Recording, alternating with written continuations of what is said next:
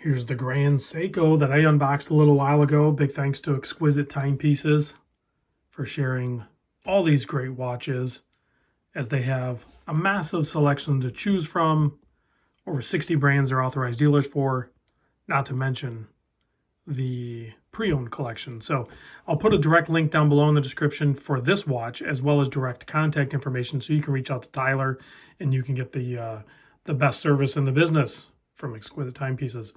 Now, this is a spring drive, clearly. You can see that smooth sweep of the seconds hand. Also, it's labeled on the dial, as it should be. They're proud of that movement. Has a power reserve indicator. You can see that. We're going to go ahead and wind it up a little bit. And if you have never wind a spring drive movement, they sound completely different than any other movement. Hopefully you can hear that a little bit. It's just different.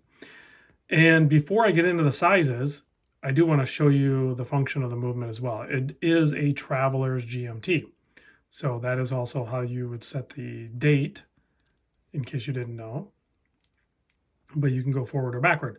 Then when you pull the crown all the way out, it stops the movement, and then you can adjust the 24-hour hand and the minute and hour at the same time. You also have a bidirectional movement, or a bezel rather, and I'll show you that as well. But before we do that, let's talk about the size. So the website says 44 millimeter. I measured at 43.5. I think a lot of people will agree that 43.5 is a good size. The lug-to-lug is a 50 millimeter, but you have that cushion case design that Seiko does, and Grand Seiko in this case. The thickness, 15 millimeter. Yeah, it's a little bit on the thicker side, but it's a beefy watch. The lug opening here, I do measure 21 millimeter. And then, as it tapers down, it goes down to 18, and you have a very nicely done clasp. And it's old school style with actual spring bars in a really thin clasp system. Has a lot of curve to it though, so I'm not sure if that's going to bother anyone. It doesn't bother me, but there's some other brands I've noticed, Breitling and stuff like that. They've been pretty aggressive with that clasp curve. So I know it can bother some people, but it hasn't ever bothered me. And then you have a 5.85 millimeter signed screw down crown, keeping the 200 meter water resist. Also, that 43.5 I mentioned, you can clearly see that's on the top part of the watch up here. That's thicker. As you belly down, it chamfers down and is reduced in size quite a bit. So where it sits on wrist, very comfortable. And these are hand assembled in a special department for Grand Seiko that they deal with that. And then I mentioned that bi-directional bezel. It's a 72 click. And it is perfect in both directions. That is a proper good bezel. Sapphire bezel insert on the on that and on the crystal as well. You have a closed case back. They all come with these little blue protective things on there. I'm not going to take that off because it's on there so dang good. And you can see you got the Grand Seiko logo there. The movement is the 9R66. Which is, again, spring drive, GMT, power reserve, has 72-hour power reserve. It doesn't tell you that on the power reserve indicator, but it definitely has that level of power reserve. This one is the green dial, and you can see there's some character to that green dial. And of course, if you go read the Grand Seiko verbiage on this thing, it's inspired by some mountain in the springtime and all that stuff. They always put this elaborate story to the design of their watches. I don't know, do you guys like that stuff or not? I guess I don't really get caught up in that. I mean, does the watch look good? Yes, it looks great. And I'm from Michigan, so if you're a Spartans fan, then this probably looks even better with that green and white. But if you happen to like green watches, then this one's great, regardless of whatever sports team you might endorse.